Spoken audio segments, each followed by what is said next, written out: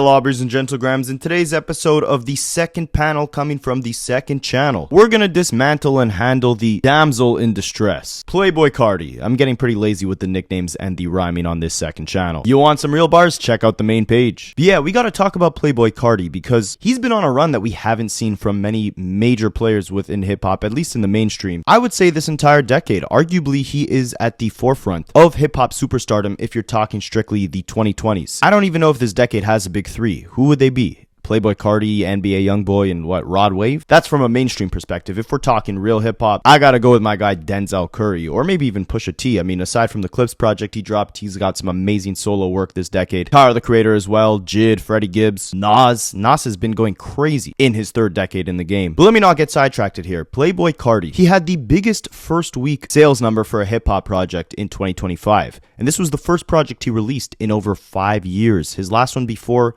I Am Music was Whole Lotta Red in 2020. And while the music didn't necessarily resonate with me, it definitely aged to be some of the most influential stuff we have heard over the last few years. I mean, he's running a whole record label of strictly artists that are like his offsprings. Hank Carson, Destroy Lonely, you have Yeet. Love him or hate him, they're putting up numbers, they're making noise that you can't deny. So much so to the point where we saw Kendrick Lamar actually give Playboi Carti 3 features on his most recent project. There was major discussion around that, obviously Kendrick being at one of the heights of his career. Stadium tours, phenomenal bodies of work with GNX, the most prolific hip-hop beef of all time. People were questioning why would Kendrick Lamar team up with not just an artist that was so far removed from the sound, the messaging that Kendrick Lamar had going on within his music, but on a deeper level, a human level, Playboi Carti seemed like the complete antithesis of the type of person that Kendrick Lamar was trying to be, or at least represent within his music. And these Kendrick collaborations drew in a lot of criticisms from mainly OV hoes who were trying to paint Kendrick as a hypocrite, but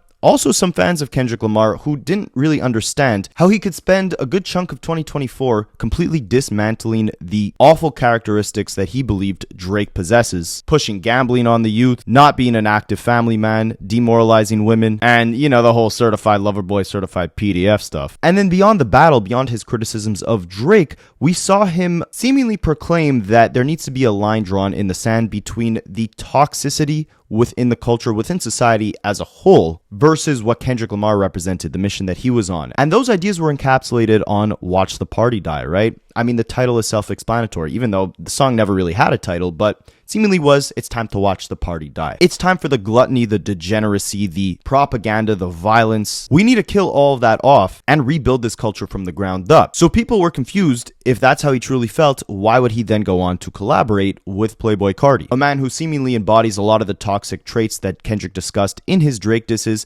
and in Watch the Party Die. And I think this fits into a broader conversation of, can you separate the art from the artist, right? Is Kendrick Lamar wrong for making art completely removed from whatever disgusting things Playboi Carti has going on, if Playboi Carti is truly that disgusting person that everyone says he is? We've also seen Kendrick collaborate and champion several artists in the past who have had controversial pasts of their own, like a Kodak Black, XXXTentacion, Lefty Gunplay, etc. But he seemingly integrated their artistry, their message into his music as more of a form of displaying the redemption arc that these individuals can attain, and their past actions being a reflection of the trauma and cycles of oppression that them and their family have faced throughout the generations. But with his Playboi Carti collabs, it didn't really seem like he was doing that. He was making fun, uplifting party records. And the people were confused. Why would you choose Playboi Carti of all individuals to be collaborating on these type of party records with? Well, on Mr. Morale, Kendrick told you he is not some sort of savior, right? So you should hold him to the same standard of any other artist who has collaborated with Carti in the past.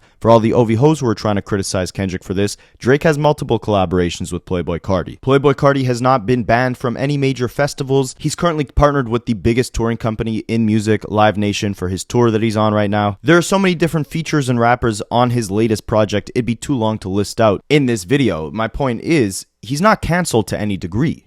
But should he be? Should Kendrick Lamar and other artists who have collaborated with him feel morally obligated to avoid working with him, considering his past? Well, one major Kendrick Lamar fan, Anthony Fantano, definitely thinks so. And I think there's two sides to the coin. So we're going to take a look at what Anthony Fantano had to say about this situation. He's going to help us dive into Playboi Carti's past, because a lot of this stuff I didn't know about, and it really does get quite dark. Again, he hasn't been arrested for anything, but if these allegations come to light in a full-fledged court case and he's ruled guilty, I do think some bigger conversations need to be had. So I'll leave it to the internet's busiest music nerd to take us away.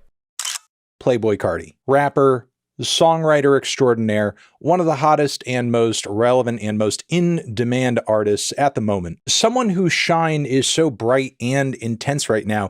Even a handful of mixed reviews and reactions to his latest LP, Music, have not really been enough to slow this man's popularity and momentum. And as someone who has been very on the fence with a lot of his recent output, it's just been crazy to see the magnetism around this man in the music industry. Because not only is the support for him within his fandom seemingly undying, but the draw to him was obviously enough for artists like Kendrick Lamar to sink multiple features into his new album and even call the guy his evil twin. Even more recently, Carti did a live performance where he brought out not only Kendrick, but A$AP Rocky too, someone who he has a pretty, long-standing connections with.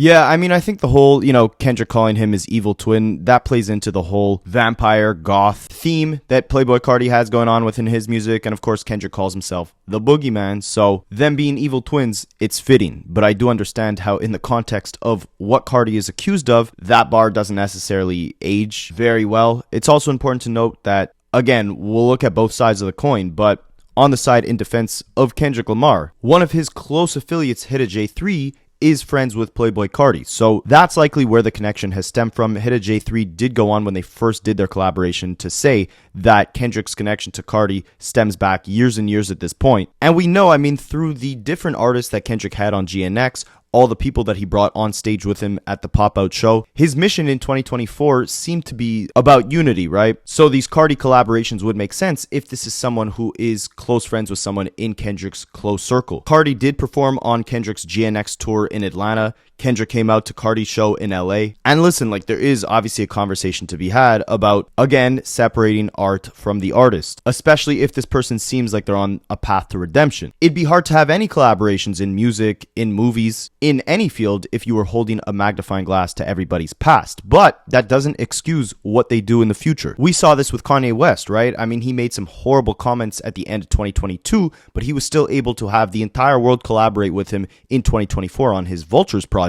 But by the end of 2024, with the horrible tweets he was aiming at, Jay-Z's children, Jewish people, black people, all his peers within the industry, and probably a lot more that I'm forgetting, at some point it is time to draw the line. And is this the time to draw the line in terms of other artists collaborating with Playboi Carti? Well, let's dive into it a bit further.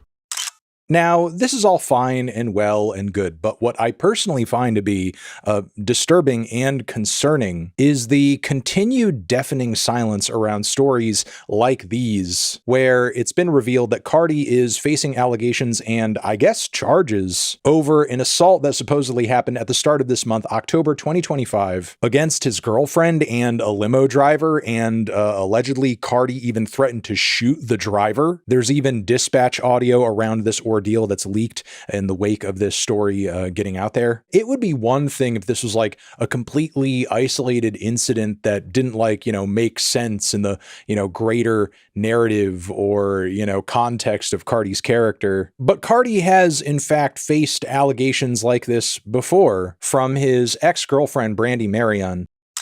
So yeah, this is a horrible recent allegation that just came out against Playboi Carti. Cops say that a limo driver named Carl Reynolds had told them that Playboi Carti assaulted him when he was driving him and his entourage to a show rehearsal in Park City, and things took a disastrous turn when Carti and his girlfriend got into a heated argument, apparently over SEX in the back seat, and he says Carti threatened to beat her up and to beat the driver himself up after he intervened. According to TMZ, the driver says Carti ended up punching his GF in the chest, which led the driver to pull over to a safer location on the highway. But the driver did admit he did not actually see Carti hitting his girlfriend, but he saw her hunched over holding it near her chest. The driver then says he urged one of Carti's head of security to remove Carti from his vehicle and ride in the one with him. And that's when the driver claims that Playboi Carti socked him in the face out of the blue as his girlfriend was exiting the vehicle, leaving him with a bruised, swollen jaw and a whiplash effect, before Carti's head of security apparently broke up the fight. It's also important to note that his girlfriend did deny these allegations, and I guess we'll see how that situation plays out in court, but there is a repeated theme of Carti getting into very similar situations to this one. Just as recently as last month, DJ Akademiks, he got a bunch of DMs from Playboi Carti's baby mama Iggy Azalea after Akademiks was saying something about her on a live stream. She sent him a lot of messages about how horrible of a person Playboi Carti is and the horrible things she had to face in her relationship with him. And Akademiks basically chalked it up to like, you shouldn't be telling me this stuff, you should be telling the cops.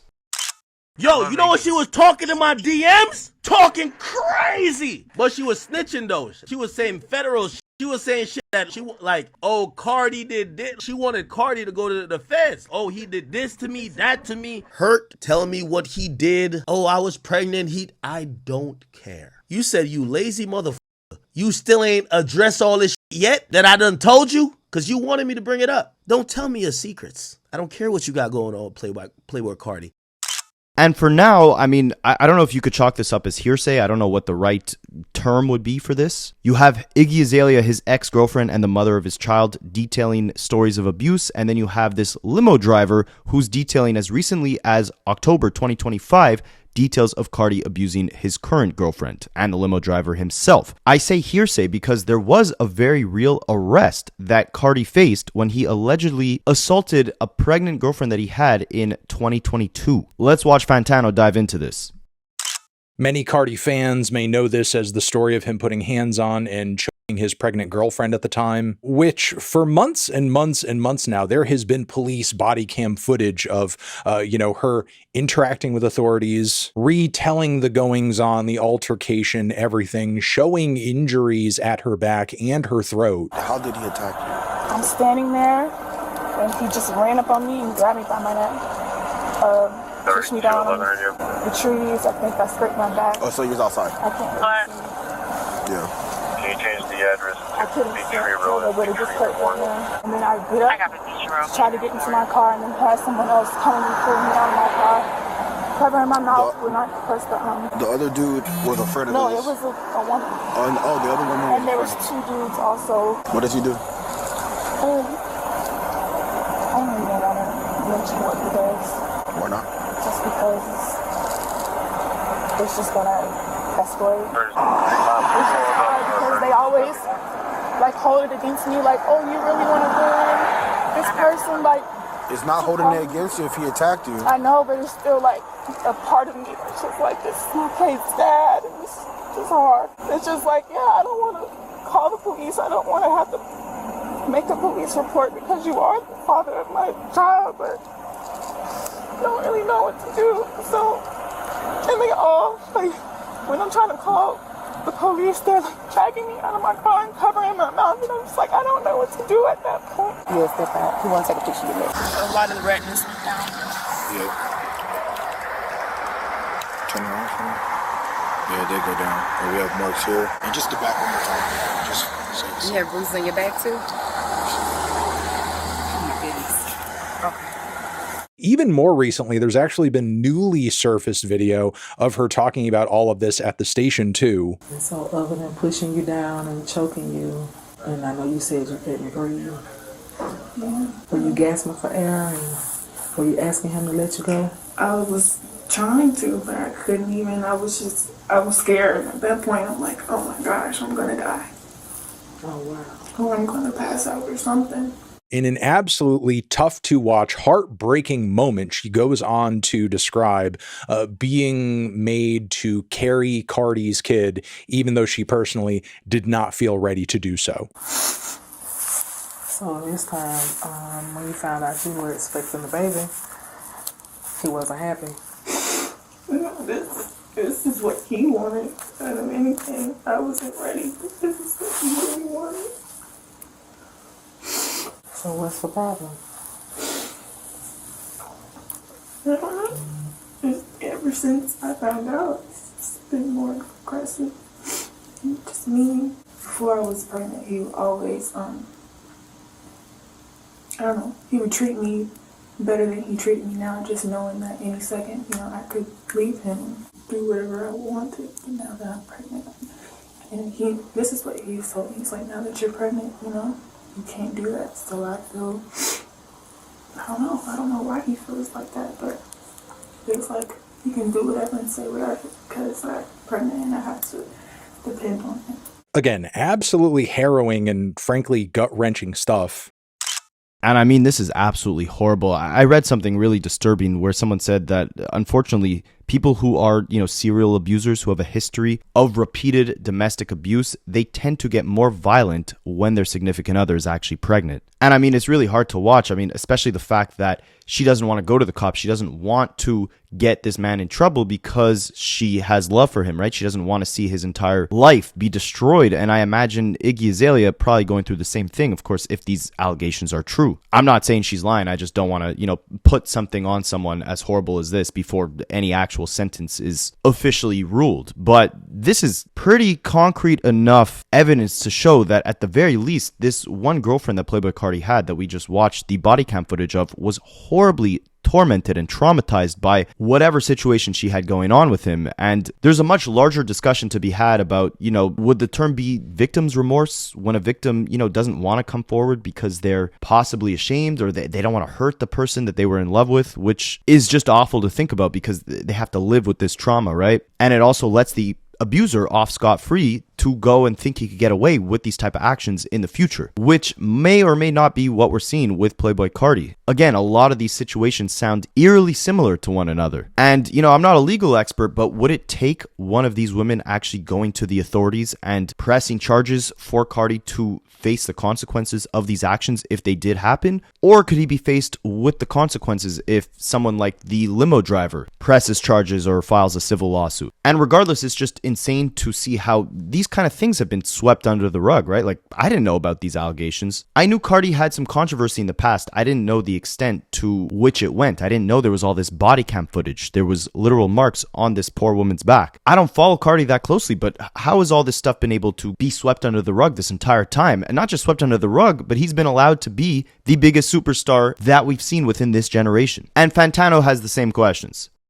And what feels so odd to me is just that there doesn't really seem to be much motion or discourse around these occurrences, around these stories, despite just how bad they are and how terrible they look. And I just don't really know why. It doesn't make sense. I mean, I get that cancel culture isn't really a thing and, moral outrage over artists doing terrible things. It's maybe not as big a thing as it was at one time or maybe around the Me Too era. But by that same token, over the last 5 or 4 days on the internet, there's been more willingness and more virality around discussing things Tyler, the Creator, has done and said 10 years ago versus the things that Playboi Carti is being accused of doing right now. And again, it's perplexing. It doesn't really make sense. And yeah, I could touch on the Tyler, the Creator stuff if you guys want in a separate video. I mean, a lot of his old tweets had come to light recently, and Tyler has done a major rebranding over the last few years, really stripping that kind of edgelord, hateful persona ever since he released Flower Boy in 2017. So a lot of his newer fans didn't really know this side of him. Now, I think the difference between Tyler and Carti is the fact that Tyler's stuff was set in stone. It was in writing, right? You were able to actually see the horrible things he said, and that's why maybe there was more outrage about it. The Playboi Carti situation is very strange because he was arrested, but obviously he was let off. A lot of his girlfriends who either have accused him of things or he's been caught in the act abusing them, they seemingly haven't pressed charges against him as far as I know. And that's not me in the slightest saying it didn't happen. It's me saying that because no concrete charges have been placed against him, because he hasn't been in jail for this or facing trial in a highly publicized case about these horrible abuse allegations, these stories haven't maybe made it to the massive public who would be critical of these things. Also, there's a difference in fan bases, right? I think Tyler, the Creator's fan base is a lot more rational, a lot more sensical. I mean, his current fan base, not the ones who were fans of the Bastard and Goblin era and all that. I'm saying the fans who are dancing to Sugar on My Tongue, singing songs off Igor. There's a vast contrast between the behaviors and statements of Tyler pre-Flower Boy and his fan base from before then, and Tyler post Flower Boy and the fan base that came after it, right? So because there's that divide, that's probably why there's so much outrage when his new fans see his old tweets. Meanwhile, with Carti's fan base, it doesn't seem like they necessarily care about this stuff, right? I don't want to generalize and say his entire fan base wouldn't care about abuse allegations. I mean, I can consider myself a very, very mild Playboi Carti fan, and if these things are deemed to be true, it'd be very hard for me to listen to his music going forward. But I think the average Playboi Carti fan is probably under the age of, let's say, 20. They're probably very enthralled in his vampire, mysterious aesthetic. They like the rage, they like the energy behind the music and the whole persona as a whole. So they're willing to turn a blind eye when his morality and his actions are put into question because their connection to him, I don't want to say it's superficial, but they're enthralled by the darkness of him, right? He's never stood for anything in his music of self-improvement, mental health, any of that stuff. So the people who are drawn to his messaging, to his branding, his overall image, they're not necessarily looking for a morally righteous person. They're looking for a good time, a rager. But that doesn't mean hip-hop as a whole or, different media outlets, journalists, etc. shouldn't be held accountable to the same standards as a Playboi Carti stan, right? They should surely be reporting on this stuff or at least taking note of the horrible abuse allegations he's faced with when actually, speaking about him and giving publicity to his music and his positive aspects. Like when Kanye does something horrible, the media holds him accountable to it. Why is the same not done with Playboi Carti? I mean, within the music publication industry, I can theorize that a lot of it has to do with the fact that there isn't really a whole lot of accountability going on within his audience. And if these stories, bringing them to light, isn't going to cause his audience to think or do or say anything, change their listening habits or their point of view in any way, then maybe it's kind of pointless to talk about it. Maybe we don't want to piss his fan base off or potentially alienate them in terms of being able to, engage them in other pieces of music discussion. But personally, I think that's a really shitty way to choose and editorialize around whether or not these stories should be discussed. You talk about ongoing issues to the degree that you can based on the fact that they are ongoing, not based on whether or not you get the result or the outcome you want immediately after bringing them up for the first time. And also, I feel like in the past, and surely this is going to be a reaction people have to this video too, I'm obviously going to face accusations that I just want Carti's career to be over because I don't like him and so on and so forth. When in reality, I would really just like for him to be doing better and for him to face some kind of accountability for his alleged actions. Again, to bring it back to Tyler, the creator, there was a point in time where I didn't really like his antics. I didn't really like his music. And while surely to this day, he's far from a perfect person, I don't think he would profess to be as such. He has matured a lot personally and artistically and doesn't really conduct himself in the same way that he did back in 2012, 13, 14. And personally, I would like to reach that same place with Playboi Carti too. But stories like this coming up again and again and continuing to see deafening silence on the brandy stuff in addition to that, that doesn't make me feel like we're going in that direction. Even with people like Kendrick now in his circle. Before we get into the Kendrick stuff, I'm curious what you guys think about, separating art from the artist, right? For me, I guess there's two factors to judge it on. If an artist does something horrible, but shows that they're trying to get better, that they've actually made real change, real progress in their behavior, is it acceptable then for them to be, let back in the industry and have the same resources, same machine, same backing behind them to be able to thrive on the level they were before they committed these horrible actions, right? But if it's a thing where they repeatedly keep displaying bad behavior, there does have to be a limit. Look at R. Kelly, right? I was a 12, 13, 14-year-old kid when R. Kelly was already years removed from the initial court case that he had, and he was still all over the radio. I remember he dropped an album in 2013. It had a feature with the Migos on it. I think I was 17, 16 at the time. I was bumping that. I didn't really know much about R. Kelly. I knew, people said he was a freaky frog. I didn't know much else about him, but he was still being pushed as if he was, just this great artist who may have had a controversial past, but he was a good dude now. or at least the art was too good to ignore, so the negativity, the horrible things he did were just swept under the rug. But then when the Surviving R. Kelly thing came out, that I remember, I was old enough to actually follow that, and it seemed like throughout that entire time period where, you know, he was let back in the industry, he was still thriving, still doing his thing, he was still repeating these horrible actions, and that's when, you know, reality snuck up to him. On the opposite end, you had Chris Brown, who obviously had that horrible altercation with Rihanna, and there have been some allegations made against him ever since then, but nothing that has, you know, actually left him being charged guilty of a second crime. And because of that, he's now on, you know, a stadium tour doing 60,000 people venues every single night, still having a prosperous career. I was a massive Chris Brown fan before, you know, the whole Rihanna thing happened. I was a kid, right? I was probably in like the 7th grade. I remember vividly seeing those pictures of Rihanna, and it was very hard to look at Chris Brown the same way or look at his music the same way after that happened. But just as an outsider looking in, right? Like, I don't know what's going on in his private life, but I'm hearing music come out every single year from him after that Rihanna thing. And it doesn't seem like, at least again, on the public side of things, he's getting himself into that level of trouble again. So it just makes it easier for the casual listener to be able to re-embrace that artist who did such a horrible thing. So that's one aspect of things, right? Like, if an artist is held accountable to their actions, but then seems to be on some sort of redemption arc, people will say then you can separate the art from the artist. And in terms of all the people who collaborated with Chris Brown after that altercation, Kendrick Lamar being one of them, maybe they all felt as well that he was, you know, facing some sort of redemption, or at least they didn't know about anything else that happened in that person's private life to the point where they would have felt it was unreasonable to collaborate with them again. But then on the opposite end of the separating art from the artist conversation, you have people like Kanye West, and I think Carti kind of falls into this category where you have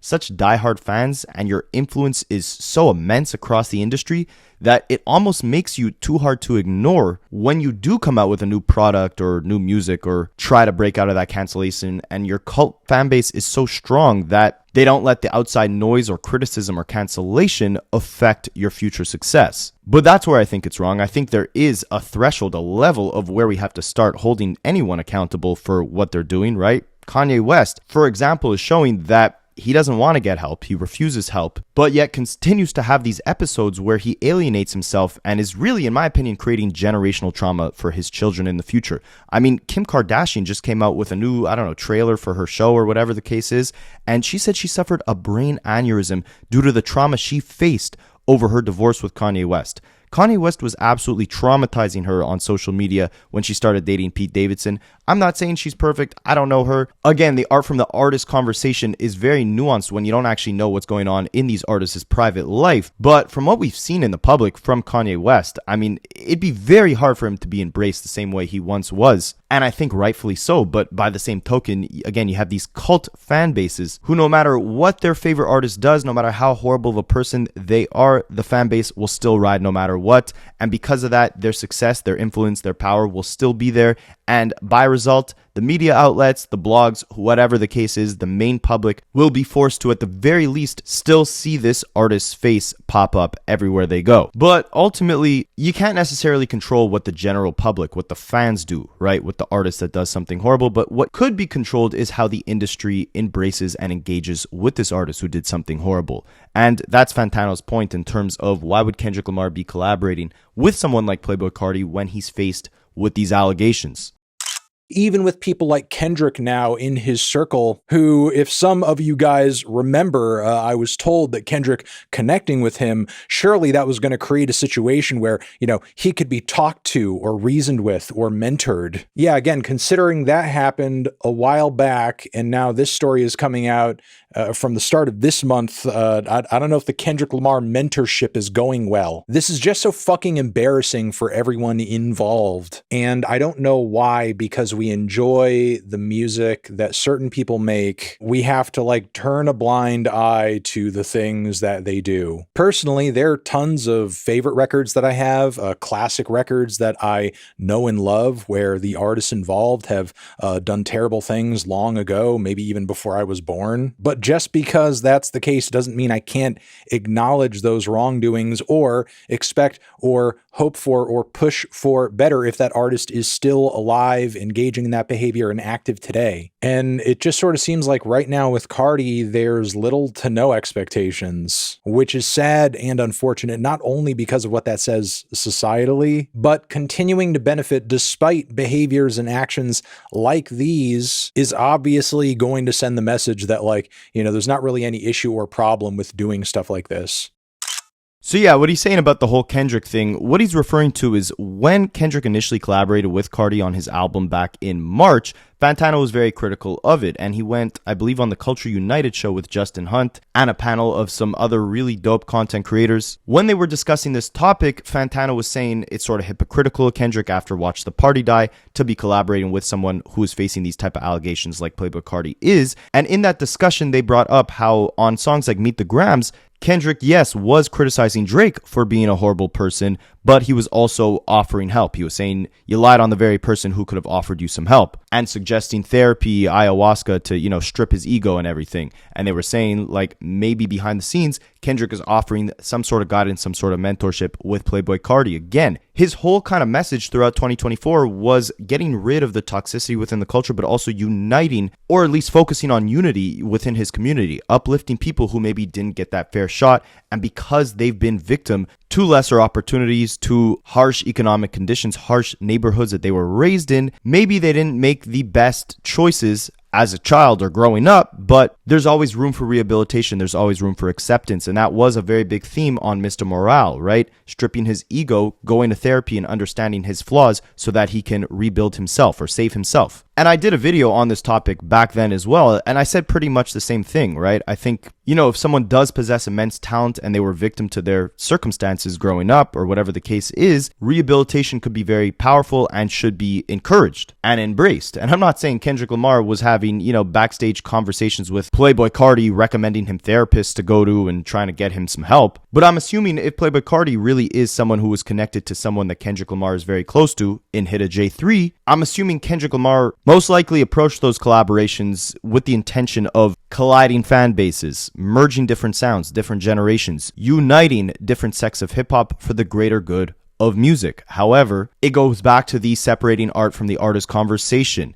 If Playboi Carti continues displaying these horrible behaviors, there does have to be a point, or there should be a point, where you cut these people off, or at least not championing them in the public, lending them your platform, collaborating with them, etc., right? We saw Lefty Gunplay, who had some controversy of his own. He was saying that Kendrick Lamar spoke to Lefty about his past, offered him some advice, and actually prayed with him and prayed for him, which I believe Lefty Gunplay said led him closer to God, which is a positive. Again, I think there is a lot of power behind rehabilitation and being open to helping people who grew up in harsh environments, maybe didn't make the best choices, but are capable of changing for the better. And I'm assuming Kendrick Lamar was not under the assumption that Playboi Carti was out here smacking and grabbing everyone in sight when he collaborated with him. But at this point, as this situation develops, and even just with these allegations that he's now being faced with, I do think it would be in bad taste to continue collaborating with an individual who has, you know, at the very least, a very dark history of some really horrible allegations. Let's see what the future holds, my friends. Hopefully, if these things did occur, these victims get justice, and as much as the media or his fan base might ignore it,